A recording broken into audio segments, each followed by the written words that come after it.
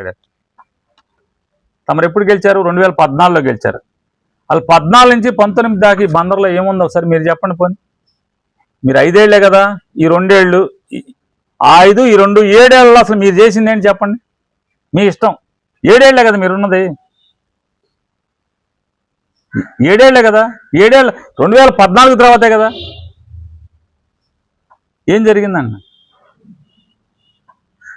మీ ఇష్టం. Fishing harbour, port, university, medical college, లేదా government polytechnic, nursing college, మీ ఇష్టం. మీరు పేరు చెప్పండి. ఈ రోడ్లు వైడనింగ్ మీరు 14 దాకా లేరు కదా. 2004 నుంచి 2014 దాకా ఏ పనైనా నేనే కదా చేసింది. మీ ఇష్టం. బందర్లో వెళ్ళి ఎన్ని రోడ్లు ఎక్కడెక్కడ పడి, ఎన్ని పేటలు బాగుపడి, నేను చెప్పే యూనివర్సిటీ శాంక్షన్ మీకు తెలుసా? మీరు వచ్చేప్పటికి యూనివర్సిటీ ఉందిగా బందర్లో, లేదా? నర్సింగ్ కాలేజ్ ఉంది కదా, గవర్నమెంట్ పాలిటెక్నిక్ ఉంది కదా. ఇది 2014లో మీరు అయ్యేప్పటికే బీచ్ రోడ్లో గ్రామాలన్నిటికీ మంచిళ్ళు, అప్పటికే మంచిళ్ళు నేను ఓపెన్ చేసా కదా. ఇప్పుడు 2009కే ఓపెన్ చేసా కదా. ఇటు రోడ్లో అప్పటికే నీళ్ళు ఉన్నాయి కదా. మీరు వచ్చి ఏంటి చేసింది బందర్కి పని చెప్పండి మీరు. కాదు, సర్కార్ ద్వారా, జిల్లా పరిషత్ నుంచి సర్కార్ తోట రోడ్డు, ఇంకోటి ఇంకేమున్నాయి, రైలు గేట్ కాడి నుంచి ఆ దొంగ శంకుస్థాపన చేసిన దిమ్మదాకా రోడ్డు వైడనింగ్, ఇంకేమున్నాయి?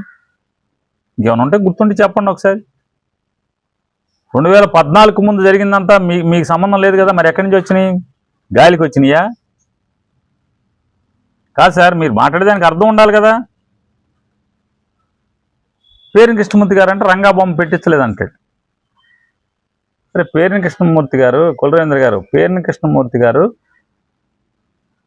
రంగా గారు దేక్కుని తిరిగేవాళ్ళు. ఆ రంగా గారు మరణించే వరకు ఇద్దరు కలిసి దేక్కుని తిరిగేవాళ్ళు. ఆ రోజు బాలేశ్వరరావు గారు, వాళ్ళు కాపులే, బాలేశ్వరరావు బంకు వాళ్ళు అబ్జెక్షన్ పెట్టి వాళ్ళు గొడవ చేసింది. పేరుని కృష్ణమూర్తి గారికి ఏంటి సంబంధం?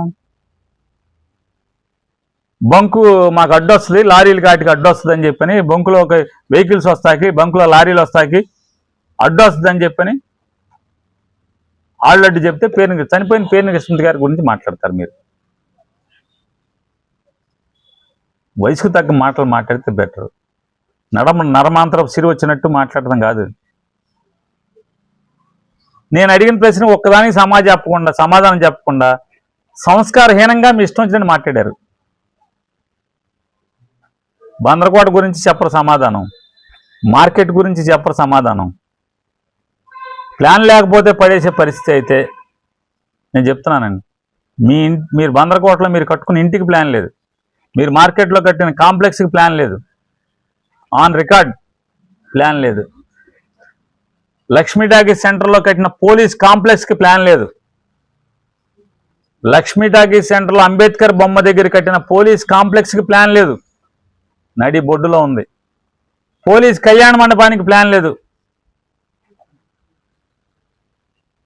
కొట్టేస్తారా? సినిమా ఉందా? అంత సినిమా మనకి ఉందా సార్? చెప్పండి సార్. బందర్లో నేను లిస్ట్ ఇస్తా సార్ మీకు. ప్లాన్ లేని ఇళ్ళు ఉన్నాయో ఎతికిస్తా మీకు. కొడతారా? కొట్టగలరా అని అడుగుతున్నాను. ఆడెవడో చెప్తాడు ఒకడు,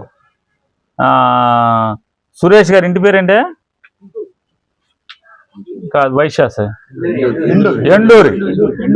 ఎండూరు సురేష్ గారు అంట. మా అబ్బాయి ఎంపటి తిప్పుకుంటాకి బొక్కలెట్టానని ఒకడు మాట్లాడతాడు. బొక్కలెడితే ఎంపటి తిరుగుతారా?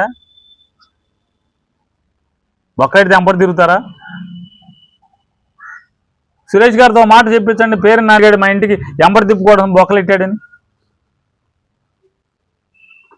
Commercial complex, commercial building, apartments extra ఫ్లోర్లు వేస్తుంటే మున్సిపాలిటీ వాళ్ళు నోటీస్ ఇచ్చి వెళ్ళారు. నేను సగంలో దాన్ని ఆపి తప్పే అటు చేయబాకండి, వెనక్కి వచ్చేయండి అని చెప్పి నా కౌరు చెప్పంగా నేను ఆపిచ్చా. అంతేగాని నా ఇగో హర్ట్ అయింది, కొట్టేశాక ఇగో దిగుద్ది అని చెప్పి నేను చెప్పలా. నా ఇగో హర్ట్ అయింది, ఆ బిల్డింగ్ పడేసి నేలమట్టం చేశాక నాకు ఇగో హర్ట్ అయ్యాక అప్పుడు మాట్లాడుకుందాం అని నేను అనలా. వచ్చి ఊళ్ళోకి వచ్చి న్యాయం చేస్తా అని నేను చెప్పలా. పేటలోకి వచ్చి న్యాయం చేస్తా ఇట్లాంటి సజ్జనం కబుర్లు నేను చెప్పలా. వెంటనే ఫోన్ చేసి పిచ్చెక్కింది ఏంటి, ఎవడరా వెళ్ళింది అంటే నోటీసులు ఇవ్వాలి, వాళ్ళని పిలిచి పెనాల్టీలు వేయాలి, కానీ పైన బొక్కలాడుతాం ఏంటంటే కేకలేసి సగంలో పిలిపించాను నేను. ఈరోజు కాబట్టి సురేష్ని అడుగు, నేను హెల్ప్ చేశానా లేదా, ఎండు సురేష్ గారిని అడుగు. మీరు మాట్లాడుతున్నారు. మీరు విక్టోరియా గారిని ఆవిడికి మా నాన్న ఇచ్చిన ప్రతి ఆస్తిని సాక్షి సంతకం పెట్టి వాళ్ళ కుటుంబం అంతా అమ్ముకుంటే సాక్షి సంతకం పెట్టింది నేను మొత్తం అన్నిటికీ. మీ బాలాజీ గారు కొనుక్కున్నారు, మా నాన్న ఉన్నాడు అన్నారు. ఆ ఇంటిని లంకిశెట్టి బాలాజీ గారు కొనుక్కున్నారు. కొనకాల నారాయణ గారు నా దగ్గరికి వచ్చి అడిగాడు, నానే దాన్ని నువ్వు కొనుక్కోండి. బయలువడి బాబాయ్, మా నాన్న సంపాదన, మా నాన్న దాన్ని నేను కొనుక్కోవడం అండి, నాకేం అక్కర్లా, తీసేసుకోమని చెప్పాను నేను. మన ఇప్పుడు సిఐ గాను డిఎస్పీగా చేస్తున్నారు నోబుల్ కాలనీలో.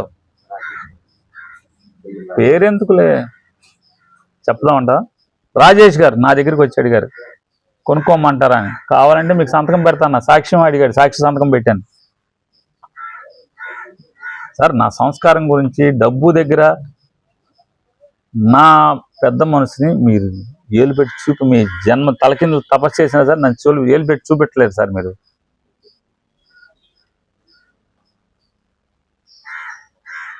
మీ తెలుగుదేశం కార్యకర్తలను అడగండి నా వ్యక్తిత్వం ఏంటో, కార్యకర్తలను కాపాడుకోవటంలో నా తీరేంటో, నేను ఎట్ట నిలబడతాను ఎన్నో వాళ్ళే చెప్తారు. మీరు వేరే ఎవడేం సాక్ష్యాలు అక్కర్లా నా గురించి.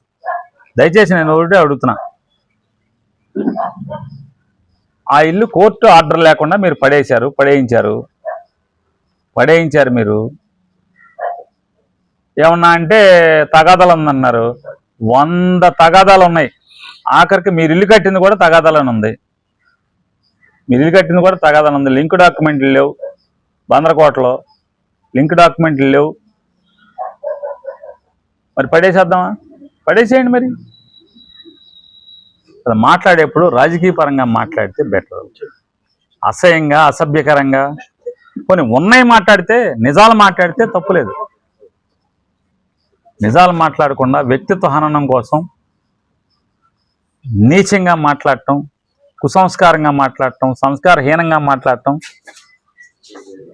నా కర్మ. ఏనాడో నేను చేసిన పాపం మీలాంటి కుసంస్కారాలతో ప్రత్యర్థులుగా రాజకీయాలు చేసిన అగత్యం రావటం అనేది నా దరిద్రంగా నేను భావిస్తున్నాను.